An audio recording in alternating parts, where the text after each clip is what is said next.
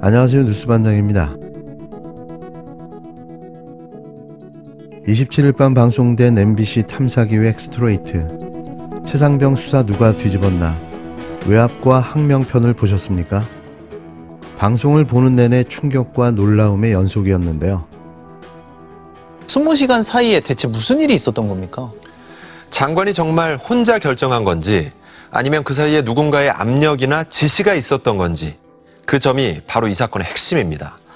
그런데 그 사이에 벌어진 일을 짐작해 볼 수 있는 중요한 내용이 담긴 문건을 저희가 입수했습니다. 어떤 문건입니까? 네, 지금 제가 들고 있는 이 문건입니다. A4 용지 8장 분량인데 작성자는 박정훈 대령 쪽으로 보입니다. 이 문건에는 윤석열 대통령이 거론되어 있습니다. 장관이 결재를 번복한 그날 오전 대통령실에서 있었던 일에 관한 얘기입니다. 사망사건 수사 진행 경과라는 제목의 문건입니다. 사건의 수사 과정을 시간 순서로 정리했습니다. 해병대 수사단장이었던 박정훈 대령이 외압 의혹을 폭로한 뒤 이 사건 수사에 대한 자신의 입장을 설명하기 위해 만들었습니다. 8월 11일 언론에 배포했습니다. 그런데 스트레이트는 비슷한 제목의 또 다른 문건을 하나 더 입수했습니다. 내용은 거의 똑같습니다. 그런데 두 군데가 다릅니다. 언론에 공개한 문건에는 없는 대통령실 관련 내용이 더 들어있습니다. 이종섭 국방부 장관이 자신의 결정을 뒤집기 직전인 7월 31일 오전 윤석열 대통령이 회의를 주재했다고 되어 있습니다. 이 회의에서 안보실 참모가 사단장 등 8명을 과실치사 혐의로 경찰에 이첩할 예정이라고 보고하자 윤석열 대통령이 크게 화를 냈다고 되어 있습니다. 윤 대통령은 그러면서 국방부 장관을 연결하라고 한 뒤 이런 일로 사단장까지 처벌하게 되면 대한민국에서 누가 사단장을 할 수 있겠냐고 질책했다고 되어 있습니다. 문건에 따르면 이런 내용을 박정훈 대령이 해병대 사령관으로부터 전해 들었습니다. 문건에는 이런 내용이 더 담겨 있습니다. 대통령실 질책으로 국방부가 어떻게든 사단장을 빼야 하는데 직접적으로 말은 못하고 애둘러 압박한 것으로 추정된다는 겁니다. 그러니까 문건에 따르면 국방부 장관이 혼자 번복한 게 아니라 윤석열 대통령의 질책을 받고 결정을 뒤집은 것으로 보인다는 겁니다. 결국 고 최수근 상병 사망 사건의 진실을 축소하고 은폐하라고 해병 수사단의 외압을 실질적으로 행사한 윗선이 대한민국 현직 대통령인 윤석열 대통령으로 확인됐습니다. 대체 이게 말이 되는 걸까요? 설마 했는데 이게 사실로 확인됐습니다. 아무리 그래도 대통령이 그러지는 않았겠지. 대통령 국가안보실 김태호 차장의 작품일 것이다라는 의심은 빗나가고 말았는데요. 국가 최고 권력이 수사의 외압을 행사한 겁니다. 이종섭 국방부 장관, 임성근 해병대 1사단장과 이명박 정부 시절 청와대에서 같이 근무한 특수관계로 임사단장을 구하기 위한 일종의 카르텔이었을 것이다라는 추측은 완전히 날아가 버렸는데요.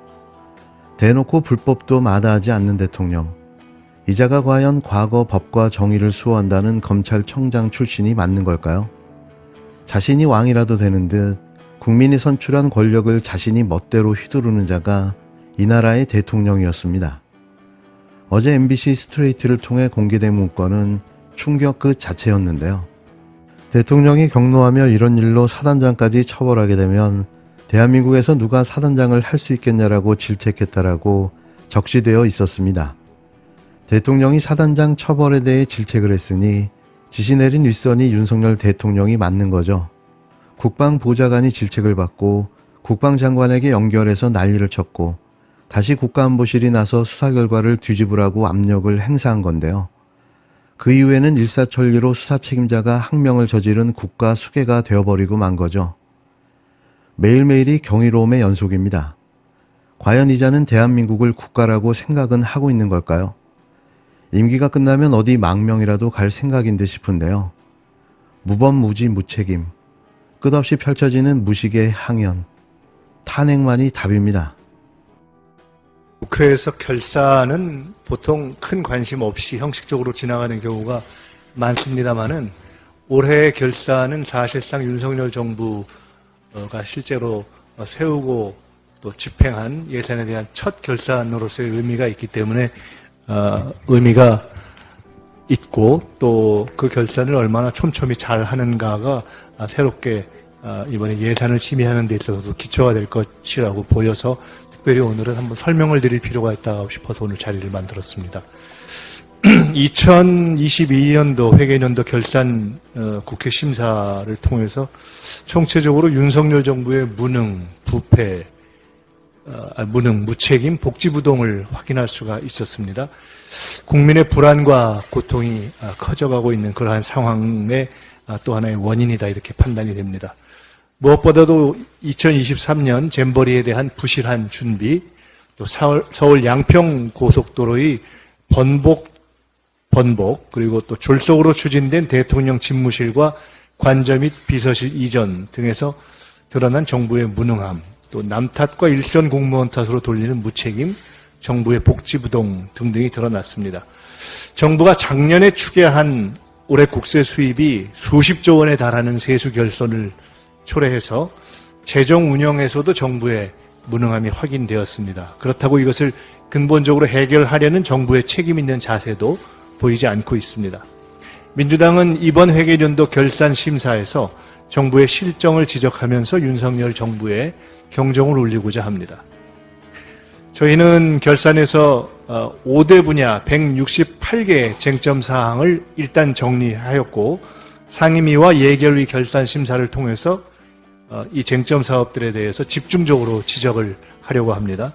5개 분야는 정부의 무능, 실책, 불법 등으로 인한 국민 불안과 고통을 초래한 점, 또 중요한 사업인데도 불구하고 문재인 정부 역점 사업이 대규모로 불용된 점, 또 이전형의 남용과 과다 불용 등 집행관리의 부실, 불합리한 제도 개선, 그리고 민생을 위한 제도 개선이 필요한 사업, 그리고 끝으로 재난안전 사업의 부실한 집행관리 등으로 나뉘어집니다. 집행관리가 부실한 사업 중에 문재인 정부 역점 사업과 재난안전 사업을 별도로 구분한 이유는 정부가 바뀌면서 발생한 특수성과 기후변화에 따른 재난 대비를 위해서 사업이 조속히 추진돼야 하는 필요성을 감안했기 때문입니다. 더불어민주당은 지난 2022년 회계연도 결산을 통해 여당과 정부의 실정을 지적하겠다고 밝혔습니다. 제발 좀 제대로 일답게 처리해줬으면 하는데요. 매번 지지부진한 야당의 모습에 답답해하는 국민들에게 속 시원한 모습을 보여줬으면 합니다. 뭐가 두려워 매번 소극적인 대응과 대처로 일관하는 걸까요? 검찰공화국이 무서운 걸까요? 혹시 나도 잡혀가면 어떻게 될까? 두렵습니까? 그럼 그냥 의원직을 관둬야죠. 그런 자세와 마음으로 이 엄혹한 독재검찰 공화국과 맞설 수 있을까요? 더 강한 야당, 더 센 야당을 국민 모두가 바라고 있습니다. 27일 민주당 정책위원회는 국회 당대표실에서 기자간담회를 열고 국민 불안과 불편을 초래한 5대 분야 168개의 쟁점 사업을 면밀히 심사하겠다고 밝혔습니다. 특히 올해 잼버리가 부실하게 준비된 점, 서울 양평 고속도로의 노선 변경, 졸속으로 추진된 대통령실과 비서실 이전 등을 집중 지적했는데요.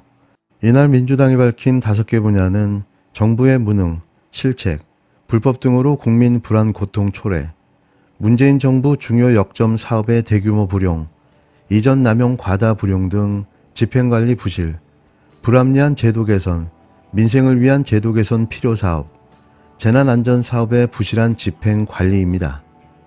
168개 사업은 이들 5개 분야에 각각 속하는 예산 불용 부실 집행 사례인데요. 대통령실 직무 이전 졸속 추진, 국가 하천정비 사업 부실 집행, 경항모함 사업 전용 불용 등을 담았습니다. 한마디로 지난 1년 5개월간 벌어진 윤석열 정부의 엉망진창 국정운영에 철퇴를 가하겠다는 건데요. 제발 말로만 끝나지 않았으면 합니다. 무능력한 야당을 지켜보는 국민들의 마음은 점점 타들어만 갑니다.